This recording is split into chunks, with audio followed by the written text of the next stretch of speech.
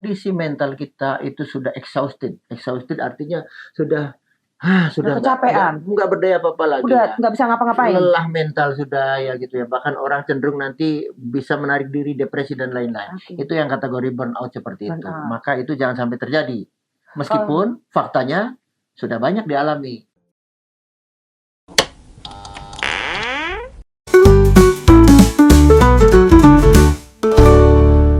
Welcome back to channel Rumah 95. Kembali hari ini kita bersama dengan tamu kami yang kemarin udah datang, Bang Benny atau Mas Benny? Biasanya di aktivitas kerja kita pakai Bang Ben. Oke, Bang Benny. Terima kasih untuk kembali datang bersama kami di channel Rumah 95. Terima kasih untuk waktunya. Hari ini ngapain aja, Mas? Kita akan bincang terkait dengan situasi yang memang sedang tren di dalam dunia pekerjaan, khususnya di kalangan generasi X, generasi milenial, dan generasi Z yang saat ini sedang mulai dalam rangka memasuki dunia kerja. Memang secara umum kan sudah masih banyak yang di proses sedang kuliah, sedang pendidikan, tapi juga beberapa sudah banyak yang masuk ke dunia kerja. Nah, untuk itu apa sih kira-kira yang sedang tren di antara kalangan mereka? Mungkin ada sering dengar istilah dalam hal sehari-hari kita baca surat kabar, di media sosial dan lain-lain. Mereka mengalami yang namanya adalah kondisi stres kerja. Stres kerja? Ya, mengalami kondisi stres dalam bekerja. Sehari-hari dalam aktivitas yang sering kita dengar mereka cenderung kapan kita healing gitu. Berarti ada sesuatu kondisi yang memang perlu disembuhkan. Karena healing itu sendiri kan maknanya adalah bagaimana mengobati ya, menyembuhkan kayak gitu. Nah, dalam hal ini ternyata dari berbagai macam baca-baca di media sosial banyak sekali dialami kondisi stres yang melanda ketika mereka bekerja. Oh, kalau nggak salah juga tuh bulan Oktober itu ada hubungannya dengan apa? Kalau nggak salah tanggal 10 Oktober itu berhubungan dengan mental health ya kalau nggak salah. World Mental Health Day. World Mental Health Day. Nah, jadi kemarin dalam peringatan ke World Mental Health Day itu juga salah satu yang diusung dalam konteks kesehatan mental sedunia adalah bagaimana mencapai kondisi kesehatan di tempat bekerja. Oh, ya. Jadi itu berhubungan antara kesehatan mental dengan pekerjaan yang dihadapi berhubungan banget. Sangat berhubungan sekali. Apalagi berhubungan dengan anak-anak Gen Z sekarang itu berhubungan banget ya. Sangat berhubungan sekali. Kenapa? Karena orang yang mengalami kondisi stres di tempat bekerja, jelas satu, produktivitasnya akan mengalami gangguan. Kinerjanya akan menurun. Bagaimana orang bisa bekerja dengan baik, dengan sungguh-sungguh, atau bekerja dengan kinerja yang diharapkan prima, tapi dia sendiri mengalami kondisi tertekan. Orang yang tertekan akan mengalami kondisi-kondisi yang bersifat terganggu secara produktivitasnya. Bagaimana orang sampai stres, sampai bisa jadi dari stres sampai jadi burnout itu gimana ceritanya? Kalau selama ini kan memang kita sering mendengar istilah aku bekerja mengalami stres dan lain-lain. Boleh nggak sebenarnya stres itu? Boleh nggak? Boleh. Oh boleh. Boleh. Justru harus dalam artian orang mengalami stres itu perlu. Kenapa? Karena kalau tanpa stres nanti flat datar aja.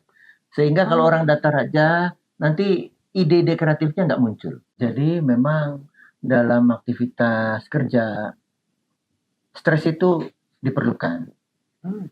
Level stres yang diperlukan dalam bekerja itu yang aman, masih aman itu seperti apa? Jadi sebenarnya kan dalam konteks stres itu kan seperti yang kita ketahui bersama, sesuatu yang bersifat abstrak. Hanya indikatornya aja bisa kelihatan. Nah, sehingga kalau bicaranya adalah sampai seberapa itu kan berarti kategori sudah angka pengukuran. Otomatis kalau pengukuran kan di sana ada instrumen pengukurannya sendiri kan. Skala stres kerja misalnya gitu kan. Tapi kalau dalam hal yang sifatnya daily activity atau aktivitas harian biasa saja gitu kan, Ya misalnya stres itu karena kategori kita tiba-tiba kita gitu kan mendapatkan request harus segera presentasi terhadap klien baru yang punya peluang bisnis lebih besar. Padahal kita selama ini katakanlah persiapannya belum sampai ke tahap itu. Nah, itu otomatis kita di sana ada unsur ketegangan, stres gitu kan. Tapi dalam hal yang perlu kita lebih fokuskan adalah supaya dalam kehidupan sehari-hari itu kita menemukan ide-ide kreatif dan lain-lain, memang diperlukan ada yang namanya unsur tension, ketegangan, stimulus stres itu gitu kan ya. Sama seperti halnya anak-anak sekolah. Anak-anak sekolah itu kan kalau belajar dia nggak pernah ujian, nggak pernah dites dan lain-lain gitu kan. Kita nggak tahu apakah daya tangkap kreativitas dan lain-lainnya bisa meningkat atau enggak. Tapi dengan adanya kategori stimulus yang mengakibatkan mereka itu diuji, dalam diuji itu kan terjadi stres kan begitu kan, pasti itu gitu kan. Kategori level kan berbeda-beda. Tapi di situ akan diketahui bahwa hasil dari diuji itu akan menghasilkan ide-ide yang mungkin lebih brilian, lebih kreatif. Demikian pula dalam pekerjaan. Nah, hanya yang perlu diperhatikan adalah jangan sampai berkelanjutan, keseringan, lalu kategori levelnya makin berat. Itu yang nanti dapat memicu terjadinya stres akut. Jadi selama stres itu masih menghasilkan hal yang baik, itu akan tidak apa-apa saja. Tidak apa-apa, bahkan diperlukan stres itu. Ya, tapi selama ya akan tidak baik-baik saja ketika nanti sampai berkesinambungan terus menerus menjadi stres akut. Ya, betul. Nah, stres akut lama-lama orang akan mengalami kondisi yang dalam istilah psikologisnya di psychology at work itu burnout. Burnout itu bahasa sederhana dapat kita pahami adalah terbakar habis, dalam artian kondisi mental kita itu sudah exhausted. Exhausted artinya sudah kecapean, nggak berdaya apa-apa lagi. Udah nggak bisa ngapa-ngapain. Lelah mental sudah ya gitu ya. Bahkan orang cenderung nanti bisa menarik diri, depresi dan lain-lain. Itu yang kategori burnout seperti itu. Maka itu jangan sampai terjadi. Meskipun faktanya sudah banyak dialami, terutama oleh kategori generasi-generasi yang baru-baru ini, yang sifatnya kita adik-adik kita ya gitu ya, Gen Z dan lain-lain ya gitu ya. Kenapa? Ya karena mereka secara umum mungkin tidak memiliki bekal bagaimana mengelola stresnya dengan baik sehingga menjadi stres yang berkesinambungan dan jadi akut. Ya. Jadi sebaiknya kalau burnout itu tidak baik, kalau burnout itu lebih bagus ya guys ya. Jadi nggak ada gunanya lebih baik itu burnout daripada burnout. Jadi gimana caranya kita mengatasi burnout ini sampai bisa tahapan untuk menjadi sampai burnout kan dari stres kemudian stres berkepanjangan akhirnya menjadi burnout dan itu banyak terjadi pada masyarakat generasi zaman sekarang ini. Itu sebenarnya kita bisa lihat indikator-indikatornya. Itu saya mau tanya indikatornya apa aja? Ya, ciri-ciri yang saling berkaitan ya. Ada 3 dimensi kalau dalam teorinya yang biasa kita kaji dalam diskusi ilmiah ya begitu ya. Yang pertama jelas di sana terjadi kelelahan emosi. Ya, jadi orang stres itu kan tension, ketegangan ya, gejala-gejala fisik maupun psikis kan muncul. Kalau yang gejala fisik kan secara umum satu gitu kan, tiba-tiba kita sariawan. Padahal kan kita rajin olahraga, rajin minum jus dan lain-lain ya gitu ya. Tapi karena kondisi tension yang selama 1 minggu, 2 minggu ada sariawan gitu kan. Itu sebenarnya satu bentuk reaksi yang bersifat fisik. Berat di tengkuk gitu kan ya. Aduh berat sekali gitu. Padahal pas diperiksa tensinya nggak apa-apa. Nggak masalah gitu kan. Itu juga kondisi akibat dari tension yang berlebihan. Kondisi indikator stres itu. Kemudian juga misalnya kita uring-uringan ya. Sensitif gitu kan ya, sensitif ya gitu ya. Itu gejala yang psikologisnya. Kalau yang fisiknya tadi itu ya, ada sariawan, kemudian tengkuk yang capek berat ya gitu kayak mikul beban. Mungkin juga kadang berjerawat tiba-tiba gitu kan ya. Jangan salah loh, dikira kita ini kan rajin bersihkan wajah dan lain-lain ya, bekerja tiba-tiba lalu gitu kan muncul ada jerawat. Nah, mungkin itu sebagai satu bentuk respon fisik terhadap terjadinya stres karena dia dalam bekerja. Ada tension yang muncul terus-menerus di mana secara fisik memang terjadi kondisi mulai ada pertahanan diri yang sedang dilakukan oleh tubuh kita. Selain kelelahan emosional, itu apa lagi? Oke, jadi indikator yang lain terkait dengan ciri-ciri kita mengenali apakah itu kondisi burnout atau tidak. Yang kedua adalah terjadinya kondisi depersonalisasi pada diri yang bersangkutan. Jadi orang itu mengalami kondisi depersonalisasi atau perasaan tidak terhubung atau tidak peka terhadap lingkungannya. Jadi misalnya satu dia udah mulai cuek nih dengan nggak peduli, bodo amat kayak gitu kan. Terkait dengan misalnya pekerjaannya yang berinteraksi secara sosial, apalagi kalau kerja tim, dia udah mulai nggak peduli tuh. Yang penting gua kerjaan gua dah gitu kan. Nah, respon-respon yang muncul adalah mulai dalam kondisi respon yang membuat orang lain itu bertanya-tanya, kok begini gitu kan? Oh, kok jawabannya sinis, kok judes dan lain-lain. Nah, jadi yang terjadi adalah dia mulai sarkasnya ada. Ya, padahal awalnya nggak begitu. Nggak begitu. Awalnya orangnya tidak seperti itu. Tidak seperti itu. Jadi dalam sejalannya waktu dia ketika masuk tahap-tahap itu udah mulai keluar. Betul. Ya, jadi mulai sarkas ya gitu ya. Mulai judes ya gitu, jutek ya gitu ya. Kemudian bahkan tidak segan responnya bersifat agresif verbal gitu. Nah, itu berarti dia sudah mulai masuk pada tahap yang sifatnya ini mulai menguat nih kondisi burnout-nya. Muat ya. Itu ciri yang kedua. Jadi kalau di lingkungan itu misalnya teman-teman menjumpai ada teman yang awalnya biasa saja, lalu karena kondisi beban kerja yang banyak, masing-masing sibuk lebih dan lain-lain, tiba-tiba ada perubahan nih dari temannya, rekan kerjanya, lingkungannya ya. Pertama dia kok ada terjadi kondisi kelelahan emosi yang tadi kita teramati ya gitu ya. Kemudian yang kedua dia mulai ada depersonalisasi. Nah, itu berarti ada indikator menuju pada kondisi burnout tadi. Ya, itu dua ciri yang secara umum dapat kita amati. Kalau secara pekerjaan, secara itu bisa jadi dalam pekerjaan, bisa terjadi juga daripada anak-anak di sekolah. Tapi paling utama pada saat di perusahaan. Ya, karena memang begini kan, kalau di pekerjaan itu kan biasanya kita secara umum taruhannya itu kan kehidupan kita. Ya kan, kalau kerjanya nggak beres, nggak benar dimarahin bos, SP1, SP2, you out gitu kan, fired gitu kan. Tapi kalau di sekolah kan yang paling banter dimarahin guru gitu kan, dimarahin mamanya gitu kan. Tapi kan tidak sampai kepada kondisi yang sifatnya taruhan. Sehingga mungkin jarang kalau di leveling masih dalam pendidikan ada terjadi burnout. Beda mungkin kalau pendidikannya level tinggi ya, seperti kita pernah dengar kasus di pendidikan dokter spesialis misalnya ya, atau pendidikan psikolog khusus dan lain-lain, atau mungkin di perusahaan-perusahaan yang memang kategorinya taruhan dengan urusan masa depan kan, karir masa depan, itu bisa saja terjadi. Kalau di dunia akademik anak-anak yang sifatnya kuliah leveling sekolah menengah S1 nggak sampai, belum sampai terjadi kondisi seperti itu ya.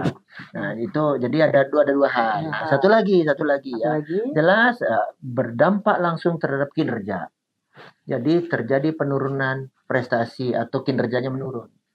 Jadi sudah secara emosional dia exhaustion ya, mengalami kelelahan, kemudian depersonalisasi, kinerjanya akan langsung terdampak, menjadi menurun. Nah, ketika kinerja menurun, otomatis di situ maka secara langsung pula tentunya kan akan ditegur, dipanggil oleh manajer yang ada duitnya.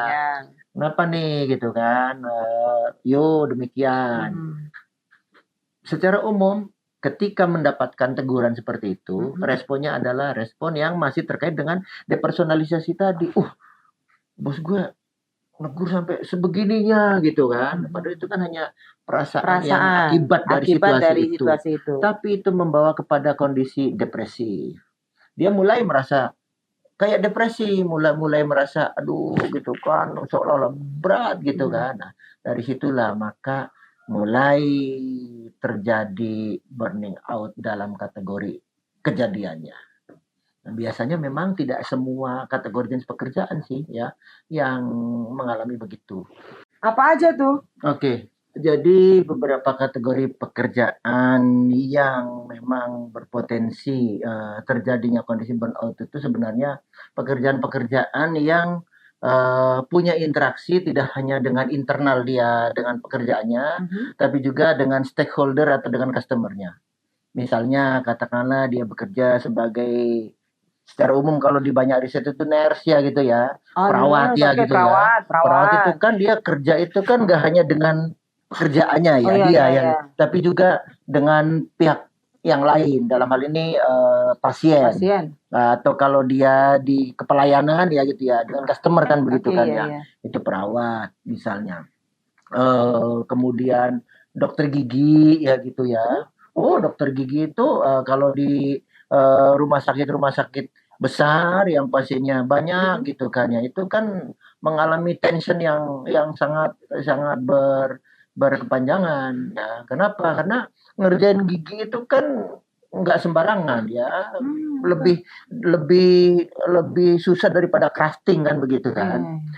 Kemudian petugas lalu lintas dia nggak hanya dengan pekerjaannya dia sebagai ngatur lalu lintas, tapi bisa dimaki-maki oleh para pengguna lalu lintas dan lain-lain. Nah, itu maka berpotensi menimbulkan terjadinya burnout pada dirinya. Lalu pekerjaan di office bagaimana? Memungkinkan tetapi tidak banyak. Kalaupun ada banyak, biasanya yang kaitannya dengan kategori workload pekerjaannya yang bebannya sangat tinggi. Berat ya begitu ya. Contoh misalnya orang bagian keuangan. Ya itu kan itu uang banyak tapi bukan uang sendiri ya. Bukan uang sendiri gitu hilang kan ya. Harus ganti. Ya, karena bukan uang kita ya. Bukan uang dia. Salah ngitung, bosnya marah gitu kan. Pihak yang bersangkutan yang kaitannya hitung-hitungan dia juga marah karena anggarannya kok jadi menurun dan lain-lain. Itu juga mengalami kondisi berpotensi terjadinya burnout. Ya. So, dari proses stres sampai menjadi burnout itu bagaimana? Oke. Jadi memang tidak serta-merta langsung terjadi ya. Habis stres langsung burnout tidak ya. Itu kan perlu rangkaian waktu yang panjang karena memang burnout ini kan sebagai efek dari akumulasi stres yang berkepanjangan dan tanpa terkelola dengan baik dan tanpa teratasi dengan baik, sehingga lalu menumpuk lalu terjadi kondisi burnout dengan indikator yang 3 hal itu tadi. Ya, gitu kan. Sehingga artinya sebenarnya untuk mengatasi kondisi-kondisi burnout itu dalam aktivitas harian sebenarnya bisa dilakukan oleh teman-teman dalam hal ini yang sedang bekerja mengalami banyak sekali beban-beban yang berlebih ya. Satu, ada baiknya kalau beberapa konsep teoritik sih ya menyebutkan ketika kita dalam sehari kan durasi kita bekerja rata-rata selama 7 jam kan ya. 7 jam itu kan 3 jam bekerja, lalu di tengah-tengah berikutnya ada waktu istirahat, kemudian lanjut bekerja. Nah, sebenarnya ketika kita bekerja non-stop selama 3 jam itu pun jangan dipanteng 3 jam. Tetap misalnya sudah 1 jam nih kita misalnya ngetik dan lain-lain gitu kan.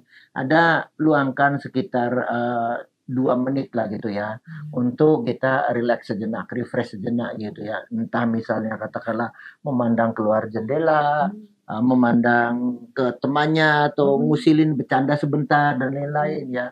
Atau dulu seperti di tempat kerjanya Mas Arif Mustaqim itu pernah cerita kepada saya bahwa ketika dalam proses sedang bekerja tiba-tiba tepuk lalu kita lakukan mob sebentar, balik lagi ke tempat kerja misalnya. Itu kondisi-kondisi yang dapat mengelola supaya stres karyawan dalam hal hariannya dia menjadi berkurang. Tensinya tidak terus-menerus. Demikian pula ketika ada pekerja harus dibawa pulang. Kan terkadang kita sering ya, apalagi generasi zaman sekarang ya gitu ya, pekerja belum selesai di kantor, kejar target, bawa pulang kan pekerjaan itu kan ya. Sebenarnya tidak dilarang gitu kan, tetapi jangan sampai lalu ketika sampai rumah itu langsung kerja. Tidak, tetap nggak boleh. Kan dia dalam konteks ketika closing station ya di tempat kerjanya jam 4 nih, alarm bunyi, ding gitu kan. Pulang. Masukin berkas, tas, pulang. Sepanjang perjalanan itu kan sebenarnya dia masih bekerja. Karena satu, dia bawa kendaraan. Kerja kan, fokus kan gitu kan. Belum rilis tuh yang dari kantor tadi itu gitu kan. Atau naik kendaraan umum apalagi kan. KRL segitu umpuk-umpukannya, MRT pun kadang penuh dan lain-lain ya gitu ya. Itu masih dalam konteks dia tension itu. Sampai di rumah gitu kan. Makan mandi langsung kerja lagi. Nah, itu berpotensi sehingga baiknya memang sampai di rumah ya rehat dulu, ya apalah yang bisa dilakukan aktivitas sosial dengan keluarganya kalau sudah berkeluarga. Kalau misalnya masih single terkadang sering kita lihat kan ya ada ikut senam di malam, ikut gym atau jogging lari malam ya, atau main olahraga ringan gitu kan. Itu dalam rangka release tension itu tadi. Sehingga ketika ketemu buka pekerjaan lagi, nah itu kondisi pikiran, kondisi fisik mentalnya sudah siap untuk bekerja lagi. Tapi dengan catatan loh ya, kalaupun olahraga jangan olahraga berat. Main barbel, angkat besi, wah itu berat kan gitu kan ya. Aerobik nonstop ya, apalagi yang sifatnya kardio gitu kan ya. Itu bisa-bisa habis olahraga malah tidur. Malah nggak kerja, bangun-bangun jadi stres berat kan, kerjaan belum selesai. Apakah ada bagaimana upaya untuk bisa seorang individu untuk bisa lepas dari burnout ini, bisa lepas atau apa ya istilahnya yang lebih enak? Bisa untuk mengatasi jangan sampai individu kita sebagai individu atau pekerja itu mereka terlepas dari yang burnout ini. Oke. Jadi sebenarnya juga ada 3 hal yang bisa dilakukan oleh seseorang ya. Dalam hal ini teman-teman yang sedang bekerja, kebetulan workload-nya tinggi ya gitu ya. Atau mungkin yang sedang dalam proses baru mulai bekerja supaya tidak mengalami kondisi-kondisi begitu. Yang pertama adalah tentunya punya kemampuan atau minimal pengetahuan dulu. Setelah tahu baru belajar untuk bisa mampu untuk bagaimana mengenali gejala-gejala stres, mengenali hal-hal yang dapat menimbulkan terjadinya stres, dan yang setelah kenal dari 2 hal itu, dia lalu dapat belajar bagaimana mengelolanya. Jadi mengenal dan mampu untuk melakukan pengelolaan terhadap stres yang dialami. Ya, istilah umumnya dalam pelatihan-pelatihan itu kan manajemen stres training kan begitu kan ya. Itu yang pertama dapat mengelola stres. Yang kedua hal-hal yang mungkin bisa untuk dilakukan adalah dengan menetapkan batasan atau melakukan satu kategori boundaries identifikasi batasan dalam artian kategori-kategori mana dari stimulus atau tugas-tugas pekerjaan yang dapat memicu munculnya stres bagi dirinya. Bagi dirinya dulu. Karena kan ini urusannya dengan personal dia ya gitu ya. Batasan. Kemudian yang kedua kaitannya dengan misalnya batasan yang paling sederhana.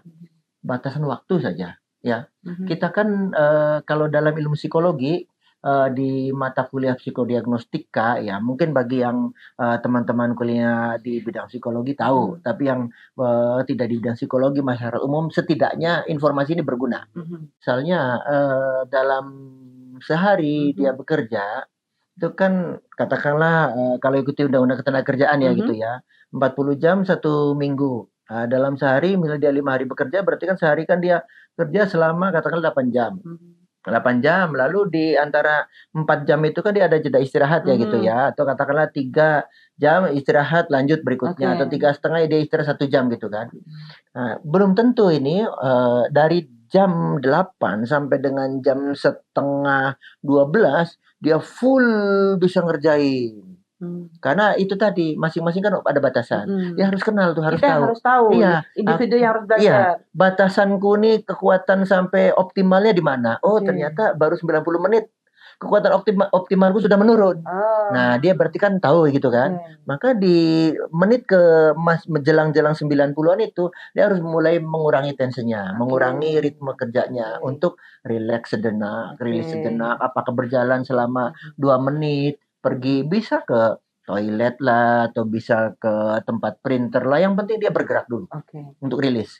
Nah, itu yang pertama. Jadi tahu batasannya ya. Ada pun dari tadi tentang waktu, tentang beban apalagi gitu kan ya. Beban kerja ngurusin dokumen, berapa banyak nih dokumen harus bisa gua selesaikan, bisa diproses dalam kurun waktu sekian. Itu harus tahu batasan. Dan kalau bisa memang baiknya itu kan upayakan menghindari bawa pulang kerjaan ke rumah. Karena memang bawa pulang kerjaan ke rumah itu sama dengan dia memangkas waktu istirahatnya dia yang seharusnya untuk merilis kembali, merecovery dari kondisi dia seharian bekerja itu harusnya. Tapi kan faktanya memang yang sering kita lihat di mana-mana, apalagi kalau gue biasa di Jakarta kan ya gitu kan. Wah, udah pulang ke rumah masih ngerjain sampai malam. Belum lagi bosnya telepon malam-malam nyiapin dokumen buat besok pagi.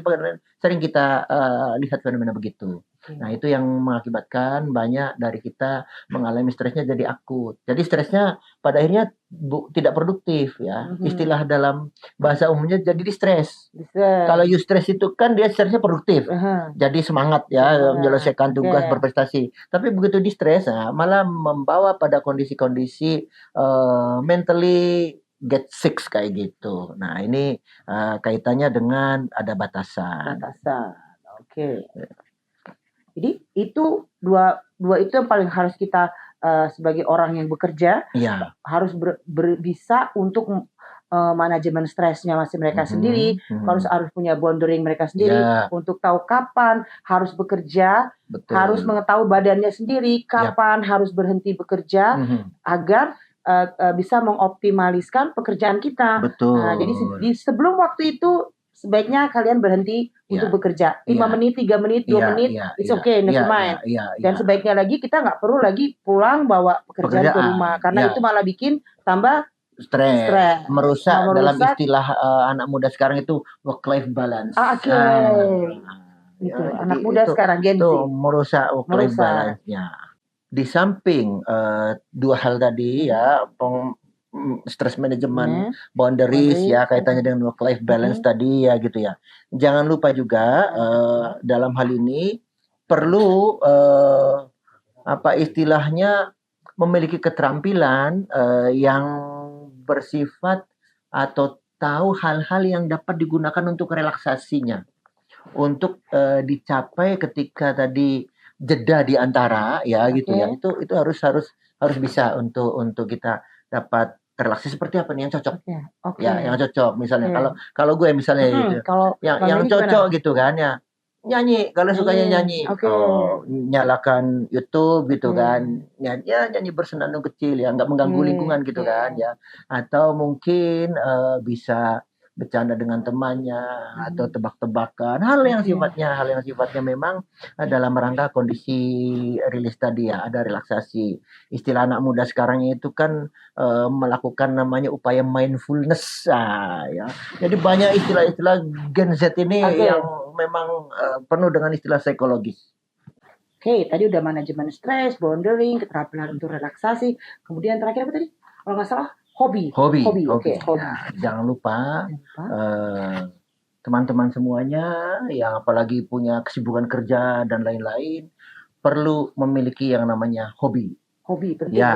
Hobi itu penting kenapa? Karena hobi ketika kita berkegiatan melakukan hobi kita, tentunya karena itu hobi, kesukaan kita, kesenangan, maka kita mengerjakannya dengan gembira.